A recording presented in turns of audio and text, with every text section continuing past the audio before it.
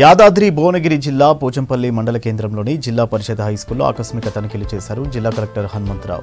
Menu ప్రకారం నాణ్యమైన ఆహారం పెడుతున్నారా లేదా అని పరిశీలించారు. తర్వాత విద్యార్థులతో కలిసి మధ్యాహ్న భోజనం చేశారు. వారి సమస్యలను అడిగి తెలుసుకున్నారు. 10వ తరగతి విద్యార్థులకు గణిత పాఠాలు బోధించారు. విద్యార్థులకు ప్రశ్నలు అడిగారు. వార్షిక పరీక్షల్లో ఉత్తీర్ణత సాధించాలంటే ఎలా సన్నద్ధం కావాలో విద్యార్థులకు అర్థమయ్యేలా వివరించారు.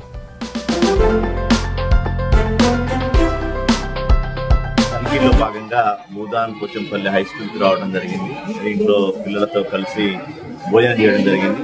బాగుంది, క్వాలిటీ బాగుంది, మంచి హైజెనిక్ గా ఆరోగ్యకరంగా భోజనాన్ని అందిస్తున్నారు. ఈ వంట వండేవాళ్ళు చాలా నీట్ గా తర్వాత రుచికరమైనటువంటి ఆహారాన్ని అందిస్తున్నారు. పిల్లలందరూ కూడా సంతృప్తి వ్యక్తం చేసినారు.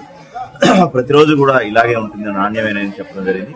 కొన్ని ఇబ్బందులు వాళ్ళు టాయిలెట్స్ లేవని, తర్వాత కొంత ఫంక్షనల్ టాయిలెట్స్ కోసం కొద్దిగా వాటర్ పైప్ కనెక్షన్ కావాలన్నారు. ఇమీడియట్ గా ఏఈ గారికి పిలిపించడం జరిగింది. త్వరలోనే అవి మంజూరు చేసి ఇమీడియట్ గా పిల్లలకు ఇబ్బంది కాకుండా చేయడం జరుగుతుంది. ఒక చరిత్ర కలిగినటువంటి school Bhoodan Pochampally high school. ఇక్కడ చాలా మంది చదువుకొని ఎంతో ఉన్నతోద్యోగాల్లో ఉన్నత స్థానాల్లో ఉన్నారు. ఇటువంటి స్కూల్ ని మనం కాపాడుకోవాలి. ముఖ్యంగా తల్లిదండ్రులు ఎక్కడో ప్రైవేట్ లో ఏదో ఉందని వేరే రకంగా పంపకుండా మన ప్రభుత్వ స్కూళ్ళకి పంపండి. చాలా మంచి గ్రౌండ్ ఉంది, వాతావరణం ఉంది, అన్ని రకాలైనటువంటి వస్తువులు ఉన్నాయి, మంచి టీచర్స్ ఉన్నారు. మనకి ఇక్కడ 325 మంది స్ట్రెంత్ ఉన్నారు. హై స్కూల్లో అయితే, గర్ల్స్ హై స్కూల్లో అయితే 125 మందే ఉన్నారు. సో ఇంకా మనం పెరగాల్సిన అవసరం ఉంది. ఎందుకు పంపాలి ప్రైవేట్ కానీ తల్లిదండ్రులు ఆలోచించాలి.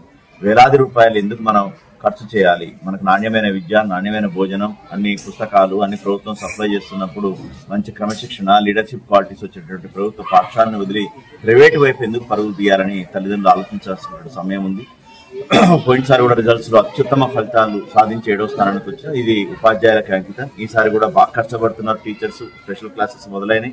డెఫినెట్ గా అందరు కూడా 100% పాస్ అయ్యే విధంగా జిల్లా యంత్రాంగం, అధికారులు, అదేవిధంగా ఉపాధ్యాయులు, ఎంఈఓలు, డిఓ గారి ఆధ్వర్యంలో అందరూ కూడా కృషి చేయాలని వారికి చెప్పడం జరిగింది.